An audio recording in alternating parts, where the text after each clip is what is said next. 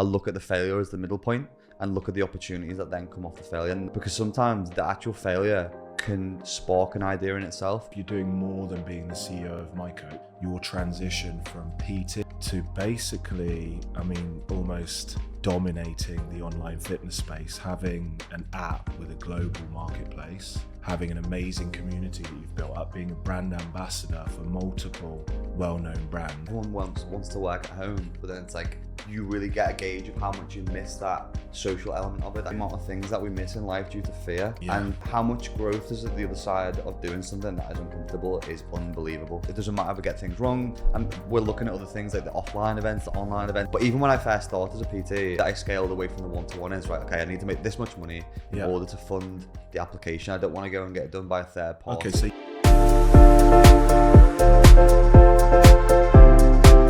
hello and welcome to Founder Stories, the podcast for small business owners.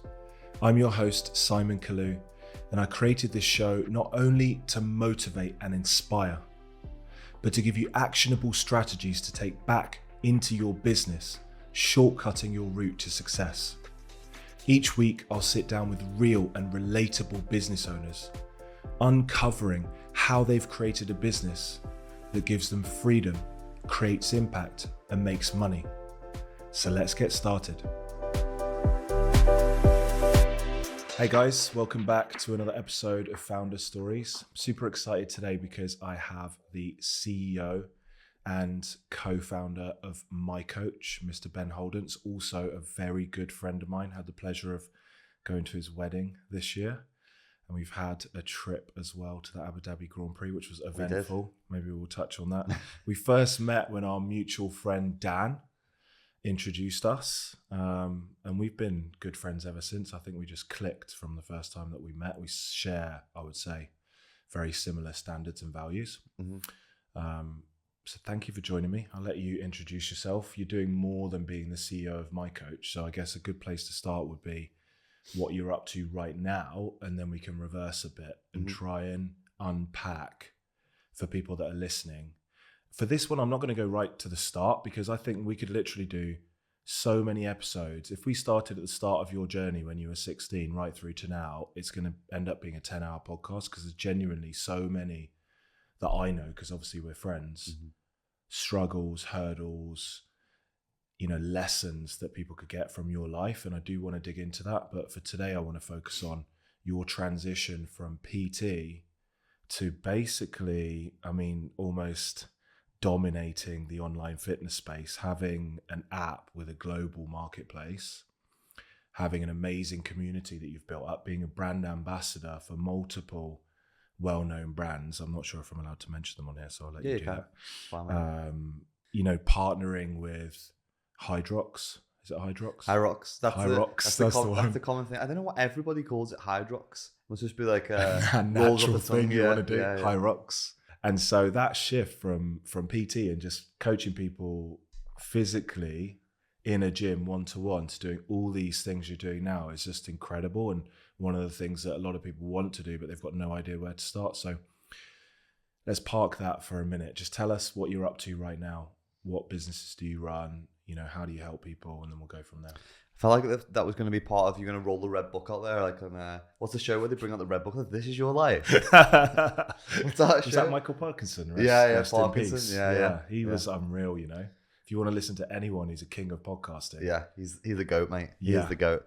But right now I'm drinking this strange coffee with mushroom extract in that you've so I've given Ben for the first time something from Space Goods, which I've been trying and reduce my overall caffeine intake. It's got 5 different mushrooms in there. I'm not going to tell you whether they're psychedelic or not. This is like ordering a mocktail in a bar and adding vodka to it because you're supposed to lower your caffeine intake, but we've added coffee to it anyway. It's a little bit of caffeine and 5 different mushrooms. Nice. Yeah. That's good.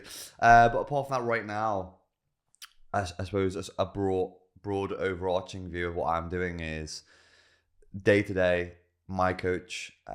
One of our big overarching, I suppose, ethos is we're trying to unite the running and lifting community online. And what is MyCoach? So people that don't know, it's a health and fitness service. We offer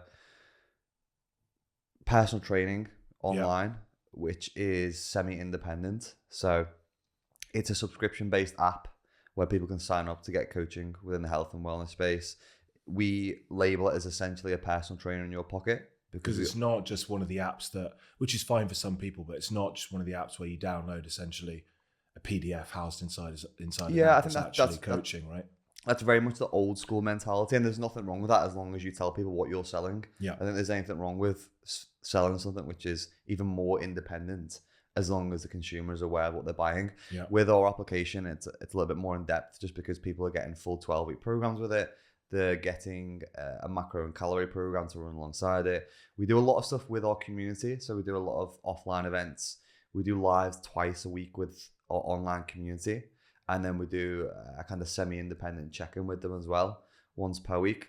And then we run challenges which are for accountability and stuff like that as well. So there's quite a few more elements that I think me and Lucy inject in terms of our personality within the community to keep that strong, because I think that's probably one of our main selling points, and I said the most positive feedback on is the community and just the amount of energy and nurturing that we give that. And I think that's been one of the reasons why we've been able to be successful in quite a saturated market. Yeah, and I think sometimes if people take something online, I know Kieran, my wife, is following one of Lucy's programs in the MyCoach app.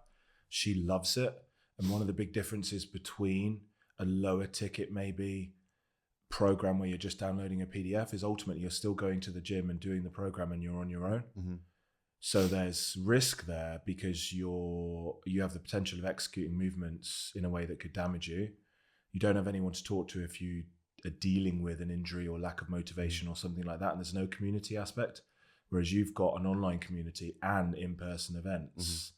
So by becoming a part of the community, like with Kieran, if you're remote working and you're working from home, the big difficulty there is lack of connection. You might be more productive, but you don't have any human face-to-face connection. You don't feel part of something, part of a journey that's bigger than yourself. So I think that's really powerful. I think a lot of people realized that through COVID though as well, didn't they? It became apparent that everyone wants to work at home, but then it's you really get a gauge of how much you miss that social element of it, that communication, that being able to even just not see people but speak to people on a regular basis is a big thing. And I think community in a lot of businesses has become a very sexy word now. A lot of people throw it around, but a lot of the time it doesn't have a lot of substance or meaning. And they don't really realize, I think, these big corporations, why they're doing it. They're just doing it because they see it as a box ticking exercise like being carbon neutral. Yeah.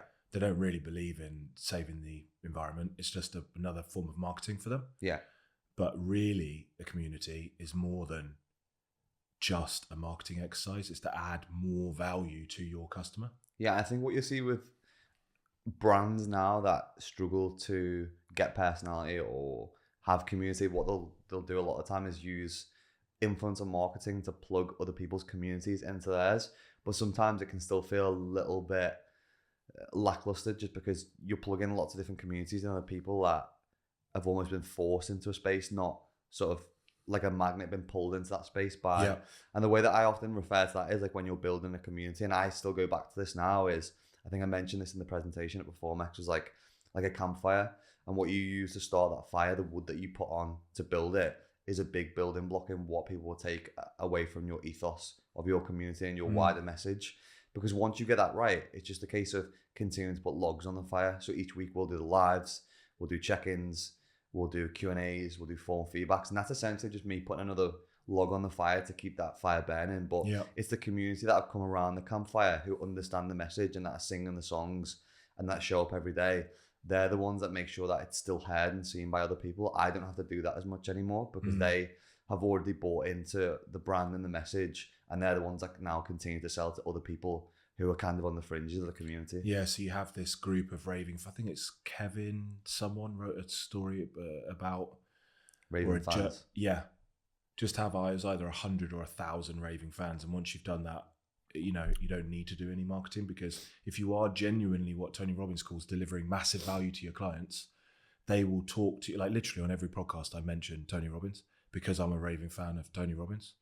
And so that is what happens. And I always say, if you're not getting referrals and you're not growing from your own community, you're not delivering massive value to your clients. So MyCoach is then, just getting back a bit for people that aren't familiar with it, if you're going to the gym and you're training, your options traditionally would be get a PT who does in-person coaching, or go and download one of these apps and follow a PDF or a program, or get an online coach, which might be 150, 200, 250 pound a month to write you a bespoke program. But if you're not competing and you're not, you're a person who wants to be fit and look great and be confident, but it's not your profession, or you're not taking it uber seriously, it's part of your life, MyCoach price point would sit between one-to-one coaching and a PDF, right? Yeah. But actually you could get the value of personal coaching. So it's for someone that wants to do what? Get in better shape, get fitter. Like how does it actually help you? Yeah. So, I mean, personal training will always have its place, I think, on the gym floor, but there's going to be a point in which people will be competent enough on the gym floor with what they're doing, and then they just want to move into something which has structure and accountability, such as a program to follow, which is what we bring with personality. And of course, there's people who want the one-to-one service and have that professional program, like you're involved in at the moment. And there's certain people who will want that, but there's certain people who just want to be able to go to the gym, have their program in front of them, keep accountable, follow it. And also, we've built out a full video exercise library as well, which is delivered by me and Lucy. Yeah. So you still get that personal element in that way. But it's for those people who have either come away from personal training on the gym floor, who are paying £40 for 1 hour. Yeah. Or those type of people who don't want to pay £200 a month for coaching. Yeah. So that it's that gap in between of sort of people who want to have that accountability and structure and want to get in shape. And also, a lot of our audience tend to be people who've been going to the gym for a while and want to try something different in a form of maybe running, but don't quite know how to either make that transition or create that synergy between the two different types of training and strength and that, which is, I listen a lot to Peter Attia. He's great. Yeah. Like his book summarized, if you want to live a long life but be healthy for as long as possible, so still at 100 be running around with your great grandkids throwing balls, which is possible if you've got health span, not just lifespan. Yeah. You need to be strong to retain as much muscle as possible. You need to be stable, so having core stability, and just more than core stability, but have a stable base. Be fit in zone 2, so longer duration cardio, and be fit in a VO2 max test, which is your VO2 max is your ultimate intense, right? And all of that, if you try and do that yourself without someone writing a program for you, it's going to be time consuming and really difficult. And you end up, I see so many people going to, when I go to David Lloyd, the commercial gym that I'll use, and I'll take the kids and we'll play tennis and things like that, who've been literally going to that gym since I moved to Solihull for the last 5 years and look exactly the same. Mm-hmm. So there's no progression, right? Because they're just going and just doing their own thing and making it up as they go along. Whereas a form of, it doesn't have to be really specific religious linear progression, but just having a program that you follow allows you to make improvements. And, people overestimate what they can do in 1 year and underestimate what they can do in 10 years. And if you follow a structured program for 10 years, the difference between you 10 years ago and you now could be incredible, right? Yeah. Is Peter Attia the guy who also talks about the reverse engineering of where you want your end goals to be in terms of exactly, life longevity? Because what do you want to do when you're 70? Yeah, we were speaking about this with business before, and I think sometimes, unless you know what that bigger picture production is, by standing back and having context, it's difficult to map out where that's going to be. I'm sure it was Peter Attia who was talking about, he's a big fan of also traveling and stuff as well. It might have been a different guy from America. I remember Chris Williamson, one of my friends, had him on as a guest recently, and he was speaking about the way that he even approaches holidays. And he was one of the guys who loved doing those trips around Europe, on the trains, and you'll stop off and look at the cities. Interrailing, which sounds a bit boffiny, I think, to some people, especially if you're not of that certain age. But he was speaking about how he's even putting that on the back burner with his wife, even though he really enjoys it, because he was thinking about, right, I can do these interrailing trips and explore Europe, or I can get off my arse and walk around whilst I have the ability to still trek up hills, trek up mountains, and put the interrailing on the back burner of when I won't have as much use of my legs and I won't be as capable and as able. So it's also about prioritizing the things that you can do now versus the things that you're going to be able to do when you get older, to that point where you won't have the ability to still mentally and physically apply yourself to those activities. Yeah, and that's a really interesting point, because if you're struggling with something and you have a routine where you go to the gym yourself, or you follow just a PDF you've downloaded, You have nowhere to go to say, well, do you know what? I'm following this program, but I'm 50 now and I'm really struggling with X, Y, and Z. I think that's super cool. And so also you are a brand ambassador for a couple of brands as well. And has that come about? Do you think, I know that you're really passionate about putting out content that isn't at all curated for people to take action. Like it's not a reel with a sales pitch at the end. It's just you like creating either entertaining or educational content for a community that might not even be in a position to be able to afford to be part of the MyCoach community, right? Yeah. That's important to you. I think I probably don't myself put as many CTAs as I should with stuff, but I just enjoy making content and enjoy providing value to the community that I've got. I think like I struggled with the content element a little bit at first because I was always business owner before I was content creator, and Lucy's kind of come into the business with my partner, and she was a lot more forward facing than I was, and she kind of dragged me into that element of it as well. I love doing it now. I really enjoy doing it.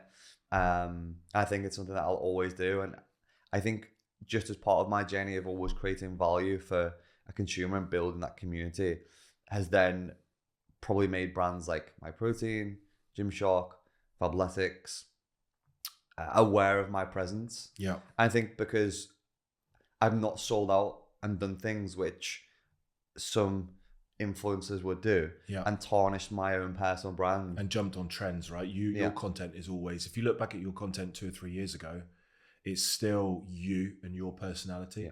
It's not a trend then versus a trend now. And also, I don't think there's anything wrong with sometimes saying things that are wrong or have been wrong, as long as you're willing to accept those facts, or perhaps your opinion has pivoted over the years. You've become more experienced, because I think that's something that we're scared to do. But I think anything that I've put out, I've not regretted, which I think some people will fall into the category of doing. I think that's why I've been able to work with some cool brands along the way that have helped me push my message out to more people, but then also help plugged their communities into our communities. Like, for example, this weekend we're running a MyCoach times Gymshark event at the lifting club, and again, that's another opportunity for us to pull our community together and run an in-person event and get everyone meeting each other again.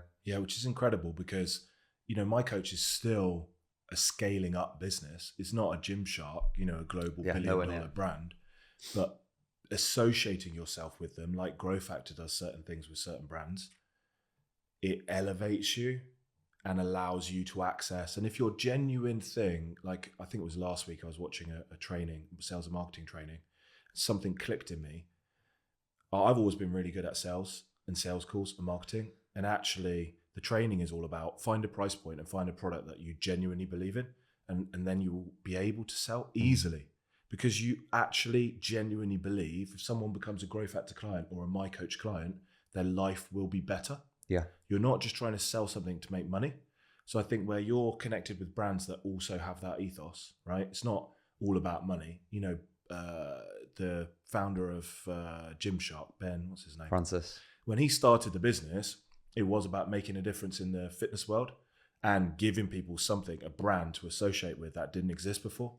That wasn't this big Reebok, Nike and all these things. So if you have aligned values and you partnerships are so massive in business, for sure. And you're also still coaching people on a one-to-one basis, right? Which must just be out of pure enjoyment, because you don't need the money for that, do you? I think, but I've spoken about this before. I think once I've sold my business, or when I've retired or whatever I'm doing, I think I'll keep like 5 to 10 clients on, and I'll probably personally train them face to face and just take the money and give it to charity. And that's just for the enjoyment. Because I enjoy training people. Yeah. I enjoy the communication that I get from a one-to-one experience, and I enjoy helping people. So the fact that I wouldn't need finances or money would mean that I still, even though it may seem an altruistic thing to do, I still selfishly get something from it, because I get that enjoyment. And you enjoy your craft, right? I don't do any direct client work, but if a client has a need, or there's a specific client that I like, or I'd like to get involved with that project, I'll still do certain bits each week, because I enjoy accounting and numbers and financial planning and helping people and exiting businesses and talking to potential investors and all these other higher level, but still more interesting and related things. I don't want to do bookkeeping and be coding transactions at zero and all of that stuff, but I still want to be involved in the business, not just doing sales and marketing. Yeah, because it's those comms, isn't it, that you get?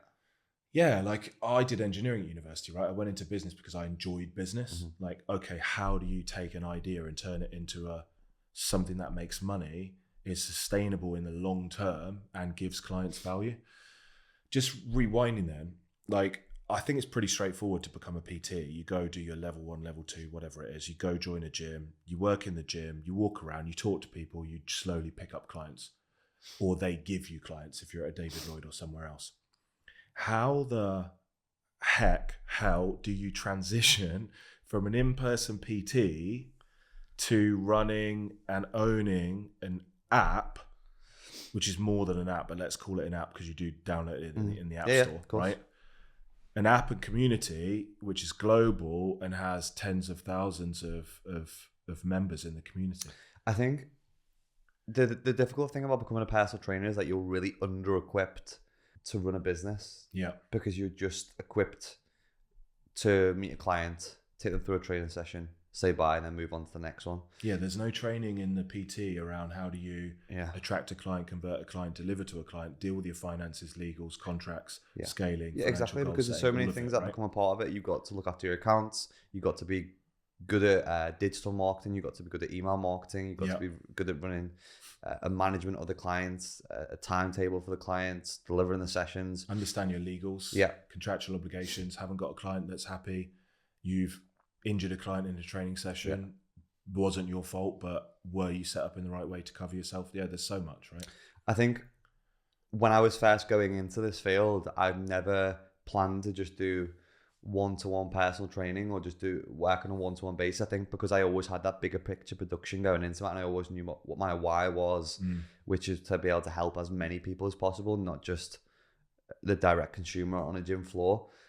It was always pretty simple for me in terms of the path. Not that it's been simple to get there, but I had a clear vision of what I wanted to do. You knew that you wanted to create a platform, a platform that allowed you to put out programming and advice to more on a group basis, right? Yeah, and I always knew that what my why was, not just the what, because the what is, well, we create a product, it's good, it helps people get coached, and then we go, this is a great product, you buy it. Yeah. Whereas like the why was that we're going to create the best product. We're going to bring the lifting and running community together. Yeah. And they'll be able to then go off and do things independently on their own, not us coach them forever. Yeah. And us then selling the why to people rather than just the what, I think is what has really helped us scale as a community as well, because people understand the message of what we're delivering, not just the product.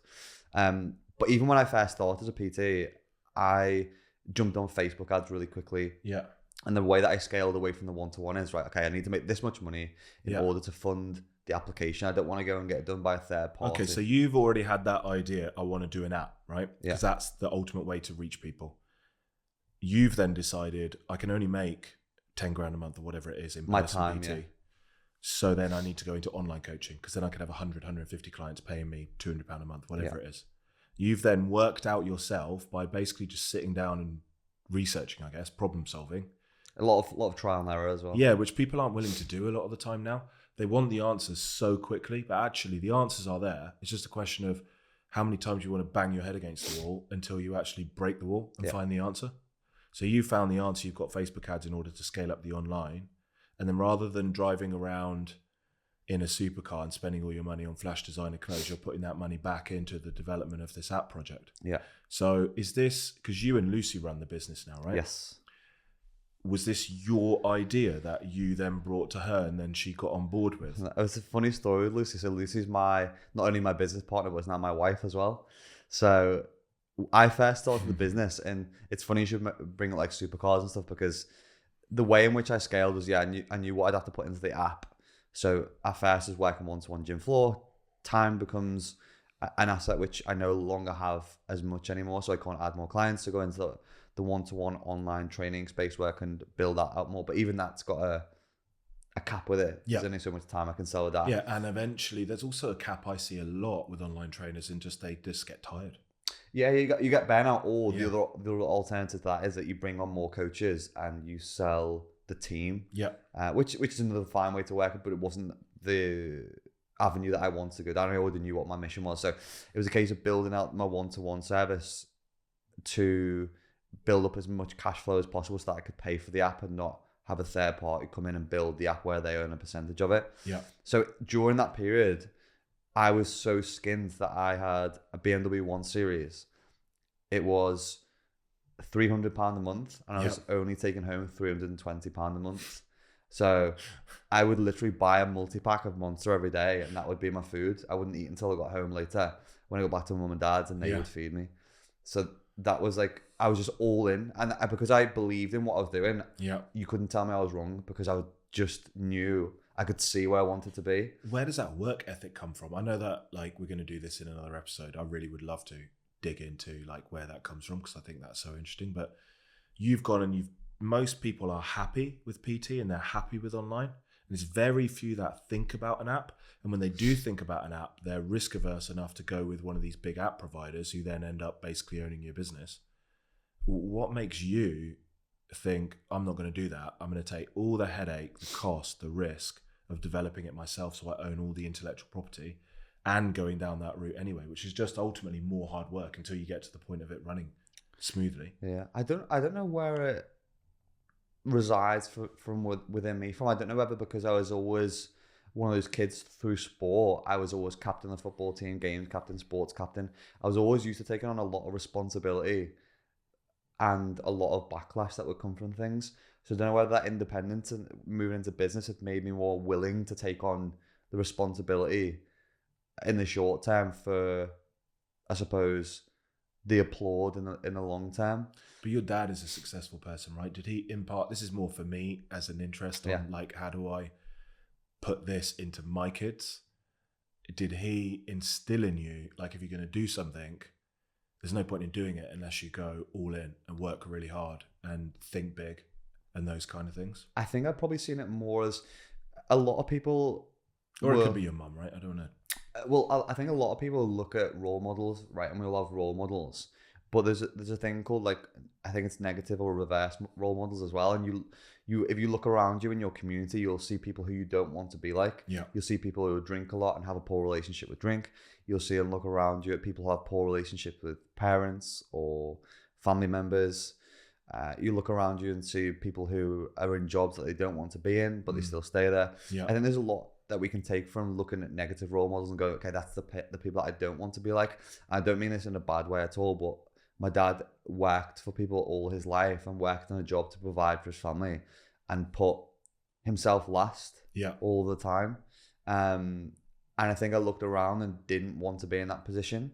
And it probably scared me a little bit looking at that. And that was probably a driver for me in terms of looking at the negative side of things, because I don't know if you ever heard Jordan Peterson speak about this before. It's the push versus pull principle as well, about motivation. So there was an experiment done on this, and it was done with rats.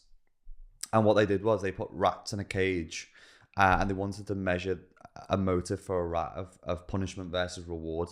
And they started by putting a block of cheese in front of the rat or the mouse and measured the pull via a device that was attached to the tail or the back of the rat. And then they, from behind the rat, in the second experiment, wafted in the smell of a cat. And the smell of the cat, when the rat pulled, measured a far bigger pulling force than just the reward. So this is the kind of thing that I'm talking about, of negative versus positive role models and reward. Away from pain towards pleasure. Right? I think you need definitely both of them, but having that pain point sometimes, which is why I think when we're talking about like privilege, sometimes I don't think the type of, even when we see football players, fighters, people who have risen from the dirt and have been through those painful experiences, they've almost got those mental calluses that are there to pull them through hard times when they're really challenged, which some people don't have if they come from privilege. So I think having that can be a big motive. And that's when I looked at my dad and thought, they're the type of things that I don't want to go through. And look at those pain points that pulled me through. And I thought, I'll just keep fucking going no matter what. Yeah, it's really interesting. And I think you want to show them as well. Like, my dad gave me everything, provided everything. However, you know, I mean, he'll probably listen to this, but what the fuck? He never, I don't remember him coming and watching me play one rugby game at school. Every Saturday he would be working, to provide. So it's not like 100%. I have any issue with it. It had to be done, but you don't then want to put yourself in the same situation. So he pushed me, which I did, go work for KPMG, get the good qualification, go to university, go work for Thomas Cook, go work for Paramount Pictures, and then ultimately be I said this to someone the other day when they were talking about their kid and pushing them to go to this certain private school in the Midlands. And I'm like, the way you're talking is you're just going to create your kid to be a rat in the rat race. And then when it came out, I thought, oh, that's a bit overly harsh.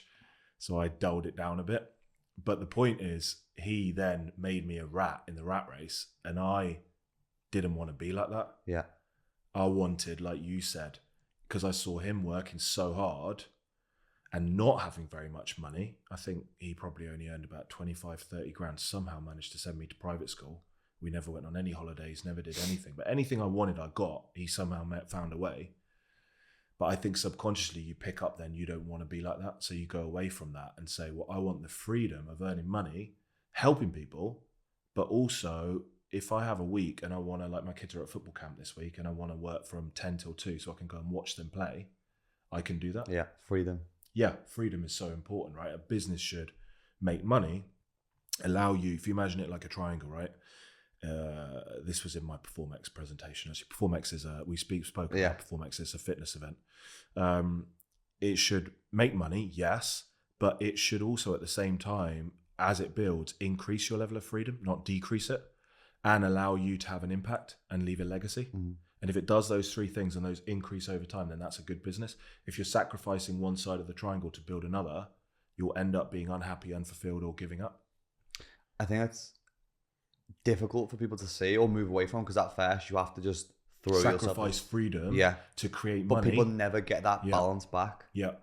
And I think it almost becomes a part of when people aren't then working, they become agitated and anxious because they feel they always need to be working on the thing. Well, they feel guilty, right? Yeah. Yeah, like you and Dan, I never had any friends for probably 10 years. Because if I spent time with my friends, I would feel guilty that I wasn't with my family or working, as in providing for them. So I put my needs away. Then that when you're standing in front of people and presenting, oh, your business should create freedom, you start to think, well, maybe I should follow my own advice. There's a term for that, for people who can't follow their own advice. And I'm one of those people. Sometimes, like I even put a tweet or thread out this morning about play, because it's something that we spoke about, I think, last night. Playing FIFA, with the kids. Yeah, and it's something when you run your own business, sometimes it's difficult to do because you think it's a waste of time. But I put a thread out this morning, which was taking a quote, and it was, play doesn't just help us to explore what is essential, it is essential in and of itself. Play is the highest form of research. Don't get so busy you abandon the place to flex your failures. Because ultimately, a play area is a place where you can do things, and it doesn't matter if you fuck up because it's not like a live situation. Yeah, 100%. And you need that. So that's really important for people who are listening and are pushing or pushing down the freedom side to make money because they're in that stage of their business, and that's fine. But I wish I had, from the start of my business, created half a day or a day a week where I just didn't think about it and I had my own time and time with my own friends, not just having to spend time with your, not just spending time with your wife and kids and feeling guilty. You also need to prioritize your own time with your own friends. And my wife's really good at that. She's still got friends from when she was at school, but I don't have those relationships because I neglected them over such a long period of time that they get to the point where they're irreversibly, you can't reconcile those because you've both moved in totally different directions. But I think that you'll probably find people who are in a similar situation too, like who like now. I choose to hang out with you. I would choose to hang out with Dan, my only two friends, because we have a lot of commonalities, right? And I don't need 10, 15, 25 friends. Although I gained a whole bunch of friends when we went on your stag do, and your friends have similar values to you, hence why I would get on well with them. Okay, so you've got this vision. I think that's a real key point to pick on, is that we can do this podcast about how do you transition from PT to something else, but unless you've got that something else in your mind, what do you want to achieve? It's not a case of just copying what you've done. It's about finding what you really want to do with your life. And if you are happy just PTing people and you've got a consistent stream of leads coming in, so your business is growing, that's okay, right? Yeah, I think the thing, if you don't take a step back and have context with where the hard work is going, and this is probably like one of the fears that I also had was, I think, is it James Clear wrote Atomic Habits? Yeah, that's an amazing book. He talks about just having good habits and just showing up each day, and as long as you have the habits and the hard work, you will find a way. And I do believe that is very important. But also, if you are climbing a ladder and the ladder is up against the wrong wall, you could get to the top and think, fuck, I've climbed all the way up here, but I'm at the top of the wrong wall. Yeah. And I think that's why it's important to have the context of where you're going. And sit down and actually either do it yourself or sit down and brainstorm with your family. Yeah. Where do we want to be in 10 years, 20 years? And if you think about it in a freedom, money, and impact model, you can say, like, how much do I want to be working each week? And if you want to work 20 hours a week, you probably need a team in place. So there are steps you're going to need to take over a long period of time to put that in place. How much money do I want to make? And then you can reverse engineer, well, is that money coming from online PT, from physical PT, from programs, whatever it is, something else within the fitness industry? It doesn't have to be in the fitness industry. I mean, these lessons apply to any industry. And if you want to have an impact, what does that look like? I mean, Yasser and I did this. We went to a business event run for accountants, and the whole day event was basically just working out those three things. As partners in the business, how many hours do we want to work? What money do we want to be earning that we can draw dividends down on? And how many businesses do we want to help? Which is why we primarily work with businesses that are owner managed. They might have brought on a small amount of investment, but we don't work with venture-backed tech startups, for example, because it's not rewarding for us. We want to work with a business, help them, and then you're basically directly helping their families. Because if they're more successful, they have a lower risk of failure, they make more money, you're impacting so many more people. Does that make sense? Yeah, 100%, yeah. But that's powerful for me because I believe that most people don't have clarity on their finances, and that's the number one reason why businesses fail. So for me to give that clarity and reduce the risk of business failure to less than 0.5%, that's a real powerful mission. And you're out there trying to empower people through fitness and strength and community. But I think even that clarity is something that needs reminding, because it's easy to be an autopilot and forget about what that bigger picture on a day-to-day. But yeah, so how do you do that? How do you keep your eye? I mean, I know the answer to this because I've been to your house, but how do you keep your eye on what you guys are actually working towards? I think like probably a lot of the things that you've taught me has helped in terms of creating more of a structure of what I'm doing, because I'm talking to people about creating a structure around how can they live a healthier and happier life, and not just put more years on their life, but put more life in their years. Yeah. And you're doing the same thing, but from a business perspective, and that has helped me to focus on those sort of things of where I know what I'm working towards, and I have a clear 2 or 3 big campaigns that I'm working on for the year, or there's a couple of smaller ones within inside the quarter that we'll then as a team focused on delivering to the best of our capabilities, rather than dividing our energy over too many things, and the campaigns and the projects never get completed, or they're half-arsed completed. So we now have 2 or 3 things that we'll focus on, as opposed to 16 within inside a project window. And it just means that the delivery, even the Hyrox campaign that we delivered this month was huge. So you partnered with Hyrox, right? You're one of the few official providers of programming to Hyrox, which has got to be the fastest growing fitness. Yeah, it is the fastest growing fitness competition. UK, it's a little bit like CrossFit, but not as, I don't want to piss people off, it's not as clicky. And I suppose, well, it's easier to access, isn't it? Because the accessibility, the skill component isn't there like it is in CrossFit. An everyday gym goer could do it, because the skill level that you need to access it isn't as big. And the beautiful thing about it is as well, you go to the event days and they're full of people of different abilities, races, class, age, sex, weight, just want to test height. Themselves. They want to test themselves against themselves. And if you're someone who maybe hasn't been tested since PE in high school, because let's be honest, not many of us are from a health and fitness perspective, then it's a way that you can do that and have some accountability with it, which is why it's great. And everyone's there supporting each other. So we're one of the providers in terms of the programming for that now, which has been a long slog to get it over the line. But again, it's good to be partnered up with another brand which is so forward facing, forward thinking, and fast growing around the world as well. And it very much fits into our ethos of running and lifting together. So it's been a big project, and because we were able to focus on that and use some of the principles that you taught me inside the even some of the documents that you sent over to us, and planning those out, and mapping those out. Yeah, and people who are listening, so you can get a feel for it. We have a business planning process at GrowFactor, which I've basically modified. It's kind of, there's a book called Scaling Up, which I'd really recommend. It's a bit of a snog, but it's a good reading if you want to up your business skills. There's a guy called Vern Harnish, and he has a single page business planning process in there, but also the EOS system, which there's a book called Rocket Fuel, which I know you've read, and a book called Traction, and they use a similar methodology. It's just having a business plan on a page, which has your ultimate long-term goals, your BHAG, your big, hairy, audacious goal. What do you really want to achieve in 10 years plus? And then it reverses it right back to what are you trying to achieve over the next quarter? But it says to you, look, over the next quarter, it doesn't matter how big your business is, you should only really have 3 priority projects that you're working on. So even if you're starting your business and your transition is to go from PT to releasing your first PDF program, you might need one of the projects to be developing an ad campaign, one of them to be writing the PDF in itself, and the other one to be partnering with a graphic designer to design all the components or things like that.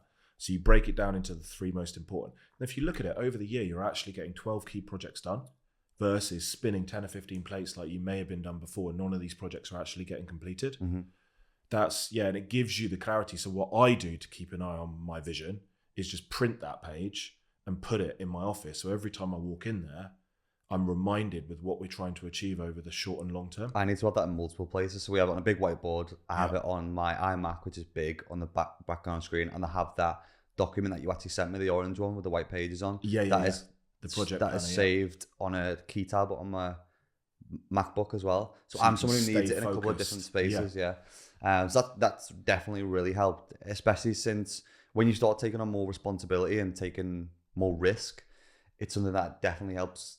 Like when you're making those decisions and you're thinking, shit, is it the right thing to do? Helps me keep focused on, okay, this is the reason why I'm making those decisions. Is it taking you close to that goal, which is a good decision-making framework? This is my goal. If I say yes to this, does it help, or does it just add more to my plate, which isn't actually moving me forward? Well, you can be pulled in different spaces and places that don't contribute to that end task. And another really good read, I don't know if you've read it, Essentialism. Greg McKeown. I love that book. I've read it all 3 times now because there's probably so many people, even people who are listening today, you'll probably have things in your diary, and I've just been mapping out mine this morning, and that's what I was thinking about it, that you could probably take, I don't know, 10 to 20% of your tasks away for the week.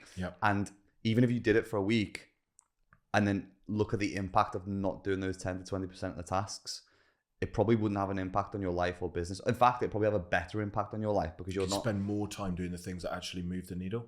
Or more time with friends, family. Yeah, that's right. Yeah, I have to look at my plan for the week and block out that time with family and with friends before.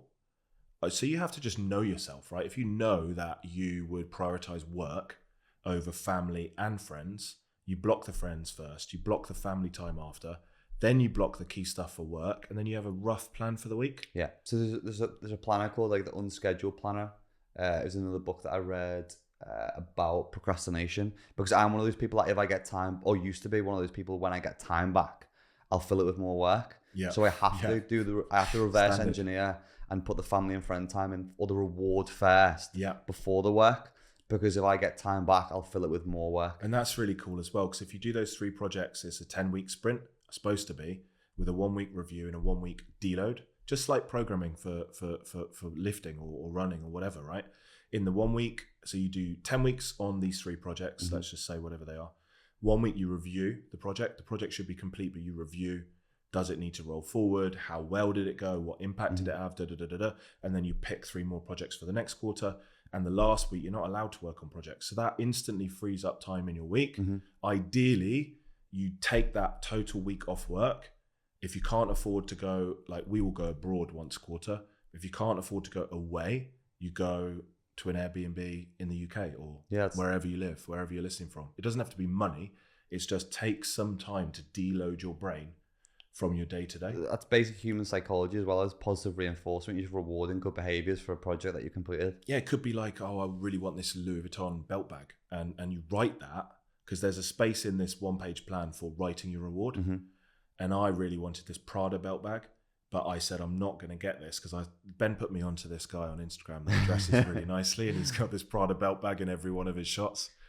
And I really wanted it. Khalil something he's called. But I said to myself, big deal Khalil, yeah. What a guy. I'm not going to buy that until I've completed project 1, 2, and 3, which I've done. We're now on the podcast, that's active.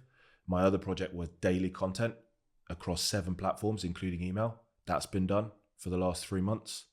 And the third project was starting to reach out to people on an outbound basis. Those are my 3 projects for the last quarter. Do you know what? I got to the end of the quarter and it just happened that they were still all partway through, and that was okay. So I just rolled them forward for another quarter, and now they're almost complete. So I'll pick 3 more projects at the end. But I think in that transition from PT to this really big idea of having this community and app that has a global reach, it's so important that then you look at and plan your week and say, well, I want to do 4 days on PTing because that'll make me this much money. And the other day I'm going to work on the project of MyCoach. And this is the project plan. And these are the priority tasks. And you just sit there and you just work as much as you can in priority order. Yeah. And don't complicate it. As long as you know that bigger picture and production, then it's okay. I think we live in a world where everyone's used to getting instant gratification. And that was one of the things I had to wait for, the delayed gratification, because how long did you work on it for before you launched it to the world? I was pretty good at scaling the online stuff one-to-one because I jumped on Facebook ads early, and instead of doing the usual stuff that people would market in terms of bringing on one-to-one online clients, my structure of getting one-to-one clients was I took on a bit of debt early on. Yeah. I worked with a marketing agency who ran Facebook ads, direct to one-to-one sales calls. Okay. And then I would do about 8 to one-to-one sales calls per day. So I just sit in the office all day doing sales calls. How did you get that marketing agency out of interest? Did someone recommend you to them, or did you find it was recommended it's actually recommended by Ben Francis. I spoke to him at an event. So I didn't know him at the time, but I just went. But that's another learning. But I just went, seek people out and be vulnerable. Yeah. Ask for help. I just went, fuck it, went on to an event, asked them about it, did it. The next tell me the story. Sorry to interrupt you, but tell me the story about Steven Bartlett and Performex. Okay, yeah. But this is such a lesson for people, because we don't need to give people the 10 steps to launching your own app, because the point of this podcast is that you guys will have your own visions, dreams, stories. It might not be an app, you might not be in fitness at all, but it's the takeaways, even if it's one thing about, okay, yeah, I don't do that. And I think 99 out of 100 people would not do this in terms of this story that you're about to tell. It's the same with the Ben one. Like, I saw him at an event and I went up to him and just asked him for help and asked him for advice and was cheeky. Yeah. And he gave me advice that changed the way my business grew straight away. And then the same with Performex. I did the same thing with Steven. Steven Bartlett, Performex is an event, probably the leading fitness industry event in the UK, right? We sponsored it this year, GrowFactor. We had the bar and a DJ and all this cool stuff, and the speakers were amazing. And you've got Ollie March on there, you've got Steven Bartlett, you've got all the big people are there, but Steven Bartlett is Steven Bartlett. Yeah. Like, that's an A-lister as far as I'm concerned. Yeah. And so he's doing the signature keynote talk at the end of the event, to the point where people are lying on the floor. Like, there's all the seats have gone, everyone's in there, everyone wants to listen to him. And he's not hanging around the event. He's literally just come in to do the talk and then he's going out again. Yeah. So we caught him in a space called the Green Room, which is like where all the guest speakers speak. I had already planned a couple of weeks before. I was going to pitch to him, and that was it. Lucy and Carl were like a bit iffy about me doing it, but I was like, once I've got an idea in my head, I'm doing it. So I came up with this plan to pitch to him, and I thought I'll only have probably 2 to 3 minutes just due to how busy he'll be. So I wanted to do something that he'd remember. So I bought a brand new iPhone, and I wiped the whole iPhone, and there's only a couple of things that were on it. It was my pitch deck, it was the application, and it was in the notes section, had my email address and contact number in it. This is because you wanted him to be aware of MyCoach, so that if he chooses to invest in businesses moving forward, he remembered me and jump on the board, he'll remember you. Yeah, so saw him in the green room, had the iPhone, went up to him, introduced myself, Lucy with me, and pretty much pitched I don't him. know how you do it. I'd be scared to even walk up and say hello to him. I think when I'm just thinking about things like that, about the amount of things that we miss in life due to fear, and how much growth is at the other side of doing something that is uncomfortable is unbelievable. So I thought, fuck it, I might be embarrassed or might feel like a bit of an idiot for 5 minutes, but the opportunity that is on the other end of this far outweighs me feeling a bit stupid for 5 minutes. Yeah. I think if you can apply that logic to a lot of decisions that you make in life, it'll push you forward. It's amazing advice. And also just making sure that each week, which I haven't done for ages actually, put a post-it note if you're listening to this and you're at your desk right now, put a post-it note and write on it, have I done something uncomfortable this week? And every single week, if you do something uncomfortable, you know you're moving forward. Sorry, tangent. I've also run a 10 spaces guys only program, which is sold out, but it's something that I launched this year, and it's health and fitness based. But 3 of the things in there is we all read a book, and each week they have to summarize a chapter that we're all reading. They have to take a daily ice bath. They have to do one thing that's uncomfortable each week with inside whatever growth they're looking for, and they have to report it to the group. And then the other thing is, if they're single, they have to do one thing that improves them to be a better first date, or if they're in a relationship, they have to spend one evening of quality time uninterrupted with a partner. Amazing. So and it's that accountability as well, isn't it? Mm-hmm. Accountability to yourself is 20%. If you've got accountability to a group, and we spoke about this as well, you're in a networking group that you mentioned to me might be enjoyable and fruitful for me, and being part of communities and growing your business. And it's so easy to do it now. There's so many out there, or you can create your own with your friends who are running businesses, who are at a similar kind of level to you and complementary, not competitive, and just work together. You know, we have the WhatsApp group with you, me and Dan, and we use that sometimes just to share ideas or ask questions, and don't try and do everything yourself. Or even just a bit of hype. So you've gone up to him and you've given him the phone. What has he said to you? So I pitched to him and gave him it, and I was planning on walking away. Yeah. And the 2 to 3 minutes that I thought I was going to spend with him turned into 15 minutes because he starts taking the iPhone out and looking at the pitch deck in front of me. And at that point I'm sweating because I'm like, wow, okay. And then it turned into a bit of a grilling then. So I had to know my numbers, I had to know what we were speaking about. And he just spent sort of 10 to 15 minutes being very complimentary about the position that we were in with the business, where we were looking to move to. And he was asking more about the space that we want to grow into. And Lucy sometimes quite often speaks to his PA about things. And again, it just put us in his sort of peripheral kind of moving forward. Vision or just his awareness. I think he's just taken on another fitness app called Zoe and something else. So we probably pitched him like at a not great time. Yeah. But we're in the back of his mind now moving forward. And it also gave me a lot of experience in terms of there'll probably more than likely be no one that I'll pitch to bigger than that. So that when it comes to having to pitch at any other point or circumstance again, it gives me a lot of confidence in delivering my business to other people. And again, for people running businesses, you still own all the equity in the business. It's not about the fact that you need the capital. It's actually now about, which we've spoken about, if you can bring people on and start to create a board structure, people who have, because Steven Bartlett has expertise that I don't have, you don't have. You bring people on board as advisors, and you create this structure where eventually you've got this, and it could be virtual table, where you've got either investors or just board members. Someone sits in, I'm a world-class expert in marketing, another one in sales, another one in people, another one in, so all areas of your business, you start to build up this virtual team. Yeah, so that's the thing for us, and that all me now is more so the relationships and contacts and the attributes that they can offer, because moving from the PT to the app, we signed off the first app build and it was 120k maybe. Moving from a PT, that's like a lot of money, and we bootstrapped the whole project, but that was because I'd spent so much time in doing the due diligence and the sacrifice first to build up the money that we keep all that equity. And now when it comes to the projects, like we just signed off another one at the end of this year, which is another 70k's worth of improvements to the app. We just bootstrap it again or use the profits again to pay for it instead of taking on loans or giving percentage away.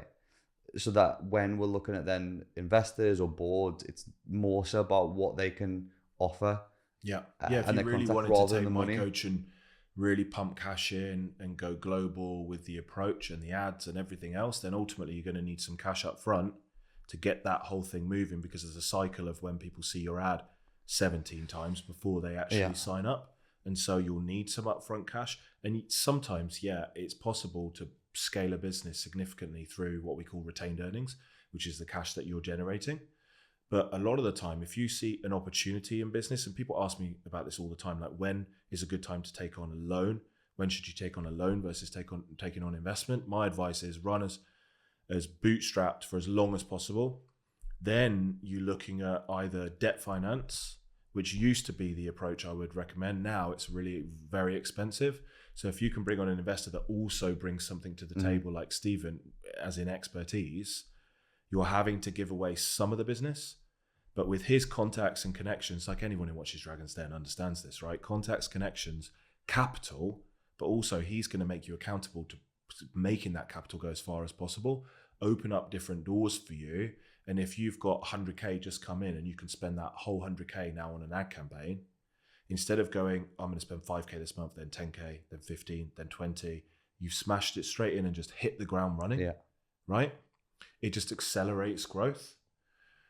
But every business is different. So you need to just seek professional advice on when you should take on a loan, when you should take on investment, and not try and do everything yourself. Yeah. And I think, I was just going to say one more thing, how we met as well, and how it was important that as a GrowFactor client, we added value quickly, was that you did all of that development work and had, I think, an accountant at that time, and weren't even necessarily aware that a high percentage of that development work you could get back in tax credits. Yeah, I mean, I think this is a difficult thing about even working with different people, and mainly accountants, is that you don't know that you're working with a poor accountant until you work with other people. I think a lot of people sign up with people that they work with, or accountants or marketing agencies, and just stay with them. A little bit like, I mean, you can make it comparative to relationships or jobs.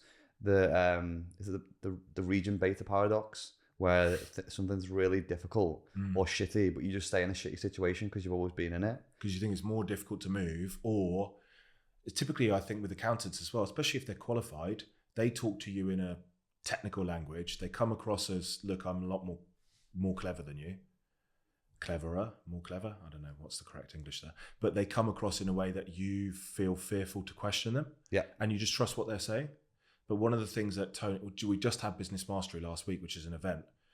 And one of the things that Tony Robbins offers to all the people that go to Business Mastery is a second opinion on their taxes. And it's amazing when you walk around the room and he's doing his speech about, listen, if you went to the doctor and got a poor prognosis on your health, and they told you were terminally ill, right? Or they told you, you need to walk on crutches for the rest of your life, would you just accept that opinion?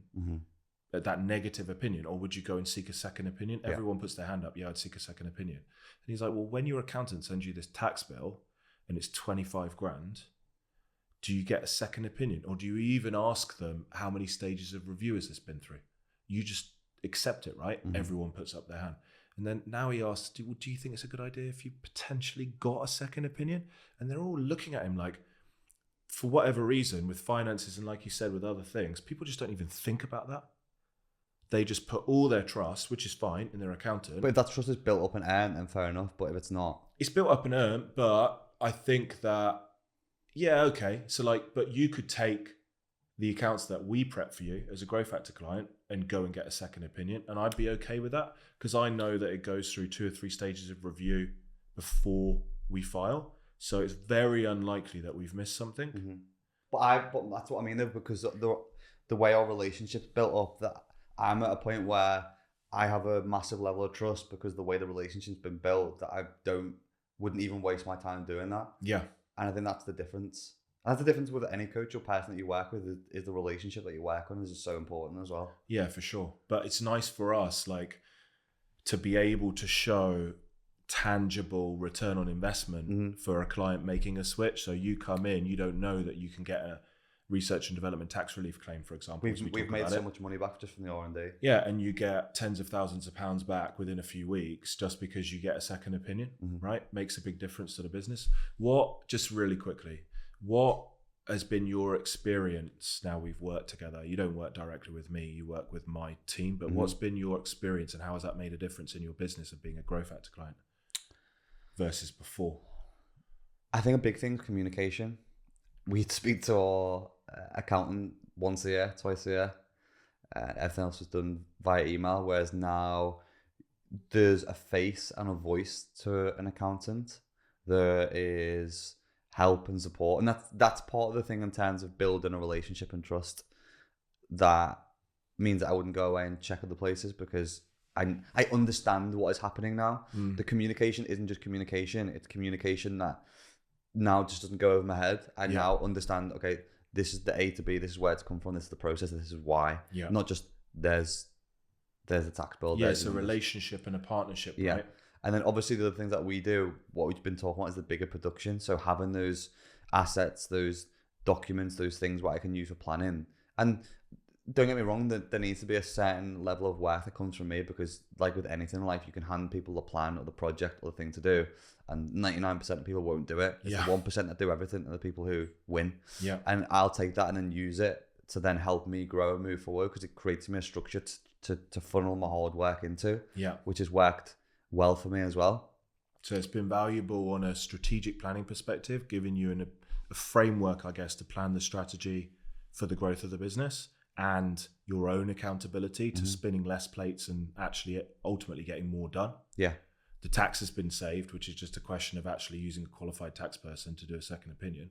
And the R&D is huge because we spend loads of money every year on development because that's one of the biggest things for us, is continue to move the business, the features forward, and because we're a member-led community, using people's feedback to continue to develop. Yeah. So that means that we get more money back to then spend on bettering our service, which means our why is always at the forefront. Yeah, you want to, for every unit of hard work, I always say this, you want to get the maximum amount of cash out of the business. Otherwise, you're working extra hard for no reason.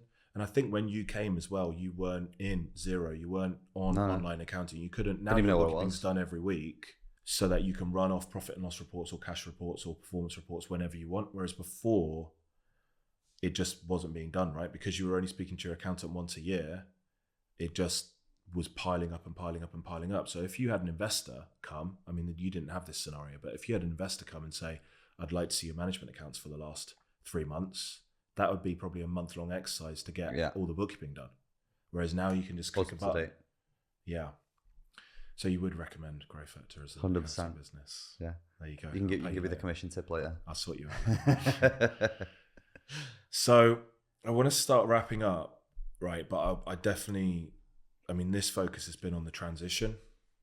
And actually, I think we've spoken less about the practicalities of transitioning from a PT to app developer, but more about powerful things, about the principles involved in your success. What have been some of the struggles from going from PT to where you are now, CEO of a community? What have been some of the hardest struggles that you've got through? I think this is only something that I've probably even realized recently is the difficulty, or not so much the difficulty, but the time, effort and energy it takes to build brand. Yeah. There's a difference. Was it always called MyCoach? No, it used to be called MyCoach School. Okay. And so what we did was we did a rebrand coming up to 2 years ago now. Yeah. And part of what we did was we did a massive project with another agency where we interviewed 300 members, took a load of feedback. We interviewed members of the public who didn't know the brand, and we got the perception of people who were members, weren't members. The school terminology led people to believe it was an education service. So that was the thing we chopped off straight away and became MyCoach PT in your pocket. Yeah. Told people what it was. And building brand now has become, again, it's another sexy term, building brand. But it's become a thing for us that we've had a big focus on because there's a lot of personal trainers, there's a lot of PT services that I think aren't brand.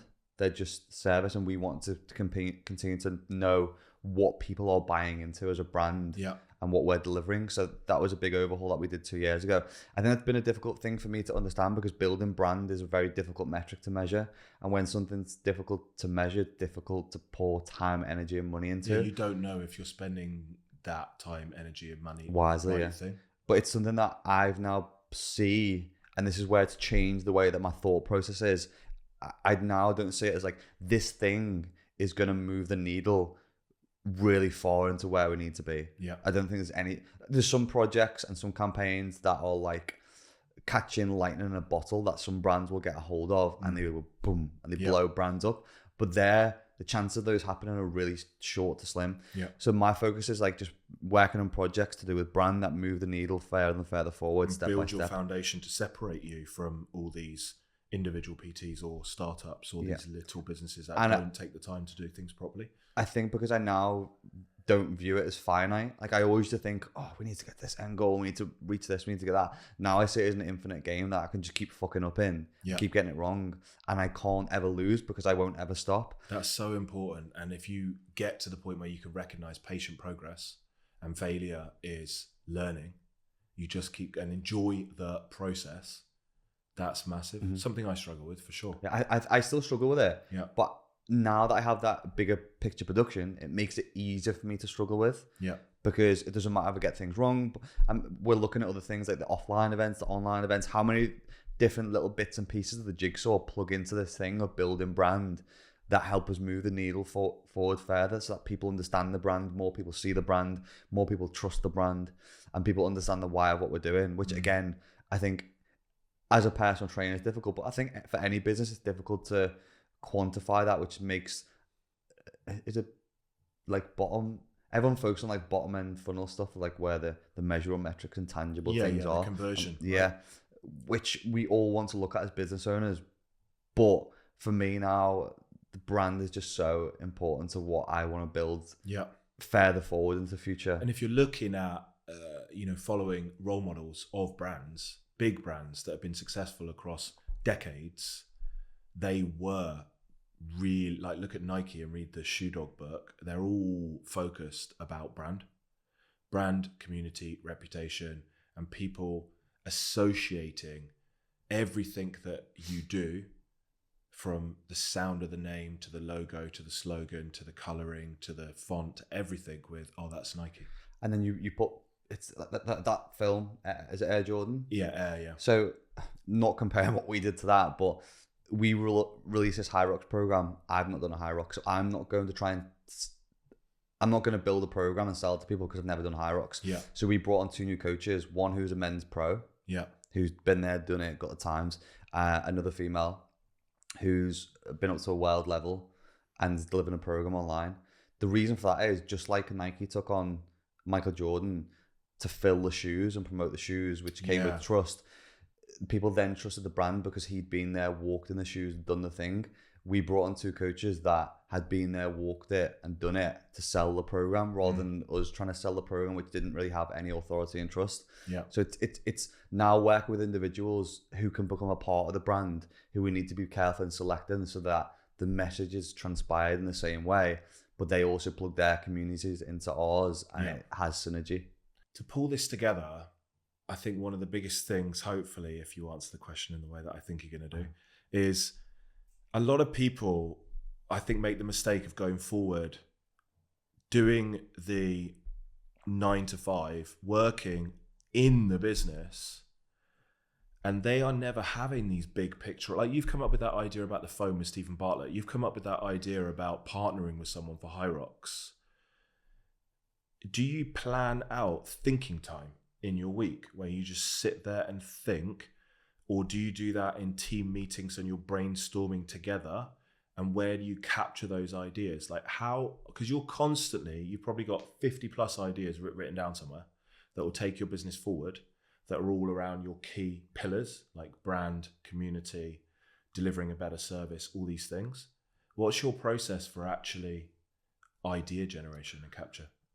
So there's a couple of different things with this, and this is where it comes back to play that we were talking about earlier. Yeah. Because a lot of ideas will come from a scenario where there's not pressure or time or planning in place, where you've got more freedom just to let the reins go. Yeah. So one of them is definitely, even with the gym and physical exercise. So one of the things that we do as a business is all employees in our business have between 9 to 10 to go to the gym. Yeah. For the first hour they can dedicate to going to the gym, because I believe it's like sharpening the pencil, it sets them up for the day. Yeah. So often me and Cal will idea share in that space and scenario. A weird one is like traveling. So me and Cal were on the train the other day. So Cal's like the brand manager now. Yeah. And we had 2 hours stuck on a platform because the train was cancelled. And we just said, in this 2 hours, we can't do anything else. We've got no service on our phones. Yeah. Let's use this time to think of ideas. And we've now already created the concept for January's campaign next year from that 2 hours that we spent. Just completely I used to unplanned. love that. That was the one thing I used to love about having to commute down when we had a central London office and I lived in Solihull when the kids were little, is the internet more often than not doesn't work. So But if you take a pen and a journal, it's amazing what comes out. But most people, they don't give themselves the time because there's no direct ROI with the pen and the journal each week. There's a guy called Keith Cunningham who speaks at Business Mastery. He's going to retire at some point because he is old, but he is incredible. If you ever get a chance to check out any of his books or look at him online, he's 70 plus, so he's not going to teach you anything about modern ways to generate leads or convert clients. But if you're looking at business principles, and one of his main principles is block out thinking time, find your favorite comfy chair, get some sunlight, do it wherever you feel it's productive, and just sit with a pen, a journal, and your blank paper in your mind, right? And no distractions. Yeah, I think changing the environment is such a powerful thing in idea creation, because I think if you're in a place in an office where you always work, you always go back to doing little things or being distracted. Getting out and changing the environment that you're in, I think is so good for your creative headspace. 100% I agree. And also, like, when I hang out with you, I come away energized. Yeah. And I can go back into the office and things that you're doing in your business. So we went and trained Push this morning. We're on the way to the gym. We're talking about things that Ben's doing with his community. And I'm thinking, do you know what? I could take X, Y, and Z from that and do it in GrowFactor. So if an accountant can take things from a fitness entrepreneur, you can take ideas from anyone in any industry. So you don't have to join a mastermind with just people in your industry. If you have an open mind, there's lots of unique ideas that you can look at just by looking at successful businesses and surrounding yourself with people who are as driven as you, who are as successful as you or more successful than you. Yeah. And you come away like buzzing. Your energy is totally different. And I do think you have to sort of plan that in through the week. Because if I'm just at home in the office on my own and I'm around, say, Kieran, who's amazing, but not an entrepreneur, they're kids, they're not entrepreneurs. And you never have that, like, I don't know how to describe it, but it's just that energy flow between you and another person in that conversation. You don't get that. It's so underrated, just being able to communicate with like-minded individuals who can even give you answers to questions that you've maybe had for a long time. And I think sometimes it's just about having that humble pie of being willing to ask the right questions and not feeling stupid. Yeah. Because I think that's one of the big downfalls. Probably that, being humble and always staying humble and really being open to failure has been two of the biggest things. Even as simple as what you were speaking about then, when the internet connection on the Wi-Fi goes on a train down to London, most people think, for fuck's sake, I can't do any work now. I can't do get my anything done. emails. But you'd probably change your direction and where you could spend time doing something which is bigger picture thinking, which will have more of an impact than you doing the emails and the admin stuff that you might have done on the way down there, which now opens up doors. The Hyrox thing that was born this year, that was only born out of because we failed to land the 2 coaches that we'd aimed for. So we had to change direction, which then ended up in a better campaign that I'd even planned for. Okay. Yeah, so always be positive and be open. All right. Listen, guys, this is definitely going to be part 1 of a multiple part series. And I'm going to have to, for the next one, I think this is, for me, even listening to you and us talking is so useful. And I know there's so many pieces of advice that I would personally go back and listen to it 2 or 3 times. Not coming from me, mostly coming from you. Let's call it an 80-20 split. That's part of being a good interviewee, though, is pulling bits of information from. Yeah, and you never know where it's going to go. We spoke about this, and I only launched the podcast and we're 12 episodes in. And what I'm really enjoying is actually the evolution of the podcast. I thought it would be just literally mapping out someone's story from 16 to where they're at. But actually, like with Ben, I really am interested myself to know the transition between working in the business and working as a CEO. And actually it turns out that it's not the mechanics of you step 1, step 2, step 3, step 4, because that's not useful, because no one else is you. Yeah. It's, are there some guiding principles there, which I'm going to ask you about next, just to wrap them up into the top 3, and then we'll stop, I promise. Are there guiding principles that people can apply regardless of industry, stage, business, age, whatever, that will make them more successful? And I really think they are. What are your 3 keys to success that have made you so successful in such a short space of time? Because annoyingly, you're a lot younger than me. Not that I look at it. It's really stress is I've killing me. had a lot of Botox, yeah.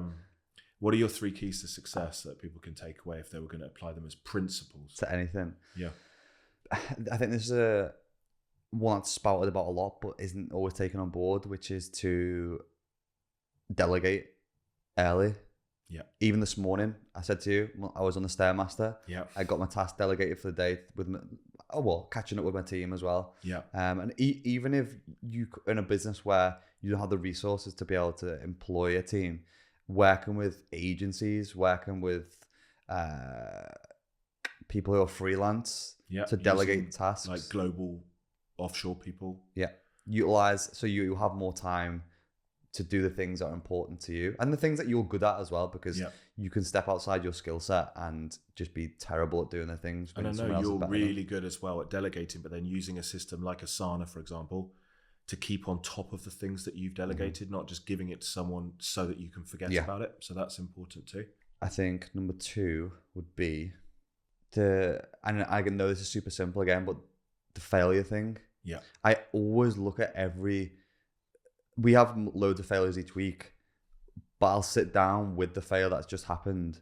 Obviously look at the reasons why, but then I'll try and look forward in terms of, say it's like a spider diagram. I'll look at the failure as the middle point and look at the opportunities that then come off the failure. And that's how I find the Hyrox campaign, because sometimes the actual failure can spark an idea in itself. Yeah. And we spoke about this yesterday. And everyone will learn far more from failure than they will from the successes, because failures often leave evidence and traces that you can take into further ideas. And most of the good ideas and concepts that I've had have come off the back of failures. So I think it's very much the way that we view our failures can change the way that the future is directed by using those that could be the failure can be the campaign. Yeah, I love that. Like I spoke at Performex, and actually the audience there were mostly businesses that were turning over, say, less than 10K a month. Mm-hmm.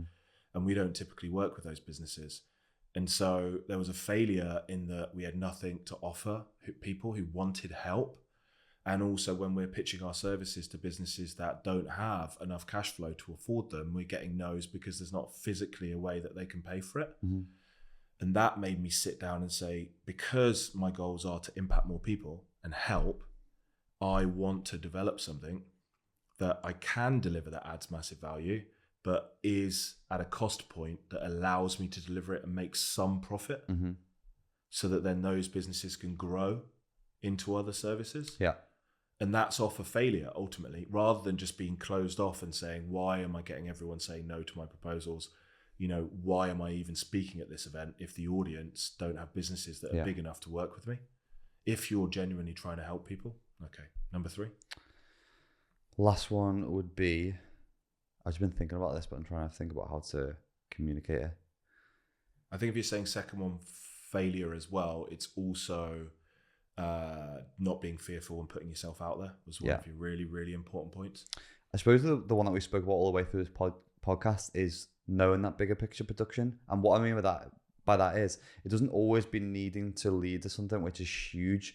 I think a lot of people feel the pressure of being competitive and trying to build £1 million business or £1 million profit when not every person needs that. I think if you know where your materialistic set point is in life, that's helpful. And to knowing that who the people you want to help or service and knowing how many is important, because there'll be a lot of PTs that will start straight away and they'll go from earning not a lot of money to having a lot of financial freedom.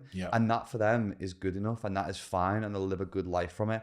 Same with people who operate other businesses.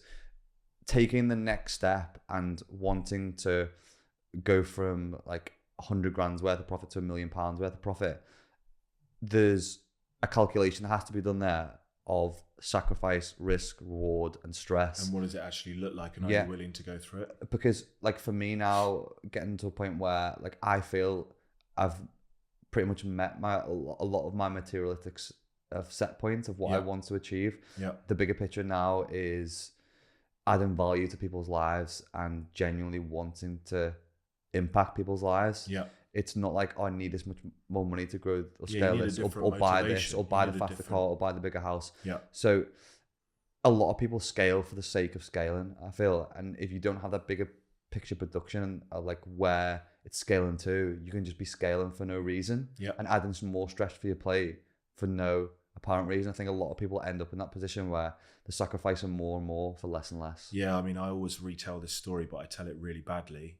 Have you heard the one about the fisherman that's living on this paradise island? Is that the one that I sent to you and Dan? Yeah. The Mexican fisherman. Do you want to tell it? It's a good place to end the pod. Do you want me to tell it? Yeah. Okay. I'll try not. Because I always ruin it. I'll try not butcher it because it is actually quite long. But this is really important. So just before this, I want to say that there are lots of business owners that make it and they get to 30, 40K a month, maybe online fitness coaches. And they think this is great. But what they fail to do by looking forward is say, also, what's the risk here? Is there a risk that the way I'm generating leads from my profile and looking great and all of that stuff, the algorithm changes and the leads stop flowing? They don't do any risk management. They don't look at the risks and try and put things in place to mitigate those risks. And I think that you would, because you'd look forward and you'd say, well, what if this happens and what if that happens?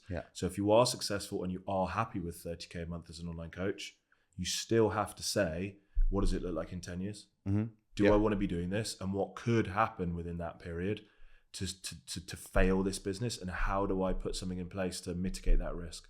Yeah, and that's important because even with that scale, you can be wanting to scale and you end up lessering, is that the right word? Okay. Compromising with your service because you're trying to scale more and you forget about the how you got there in the first place. 100%. So the Mexican fisherman is a tale of a guy who lived in a small village in Mexico, and there was a businessman from New York. We'll say it's New York. And he spoke to the Mexican fisherman. He asked him what he was doing. And he replied, I'm just fishing to catch fish for my local village and provide my village with more fish. So the American said to him, well, what you could do is you could work and build up enough profit to be able to buy a second boat. And with that second boat, you could hire another person and you could bring in more fish and you could sell more fish to the village and make more profit. And the Mexican said, and then what? And then he said, well, you could buy a fleet of boats. You could hire more people. You could take the fleet of boats out to the sea, bring in a bigger volume of fish and make more profit. The Mexican fisherman replied, and then what? And then the American replied, well, then we could start to sell the concept of the business to different villages around Mexico. You could have several fleets of boats, bringing in more fish, selling to more villages and making more profit. And then what? Said the Mexican fisherman. Well, he said, well, then you could move to New York. You could set up offices there. You could manage the projects from there. We could manage the fleets, not just within Mexico, but around America. We'd bring in more profit. And then we'd be able to sell it to the market eventually. So the Mexican fisherman says, and then what? Well, then we'd sell the business and you'd have millions of pounds in your bank and you'd be a happy man. And the Mexican says, well, then what? He said, well, the American said, you can retire. You could then sit on a little beach in your local village and just capture fish for the village. And the Mexican fisherman said nothing. It's full circle. Just incredible. You really have to, guys, listen to that. It's one of the stories that's actually had some of the biggest impact on me. I think because it makes it real. It's so real. Like, you have to be doing it for a purpose other than just material wealth. And you definitely tell that story way better than me. I've probably butchered a little bit. I've got like goosebumps listening to that story. You can see them. Yeah, you can. It's so powerful, it's mate. So powerful. Do you know what I sometimes think about with that as well? Do you know when you're a young kid, all you do is play outside on fields and grassy areas. Yeah. And all you do when you're this is probably me being stereotypical. When you're elderly, all you're bothered about is spending time outside, walking, seeing family, and being green spaces. Yeah. It's the bit in between that we spend so much time, energy, and stress focusing on other things. But it's so strange how the life cycle comes back around. So when you're a kid, you just want to be outside exploring, and when you're an older adult, you don't care about anything materialistic or financial. You just care about being outside, enjoying yourself, and being healthy. And no one spoke about this before, so I think that's like so powerful that we're actually sat here not just speaking about how you can be more successful, but really the number one message, if you take anything, is if you give yourself time and headspace and enjoy the journey, you'll end up being more successful anyway, because you're making decisions from a place of gratitude, happiness, and calm, not hustle. Yeah. Hustle, and stress and pressure. Yeah. I think asking yourself how you can be happy is important, but also how can you be more useful is a good thing. How can you be a more useful human being to your family, friends, earth? Thank you, Ben. Thank you, mate. Appreciate you having me on. Thanks for coming down. It has been an absolute pleasure. Cheers. I've drunk all my water. It's been another episode of Founder Stories, guys. I think you'll agree that today's was a special one. We'll see you back here for another episode soon.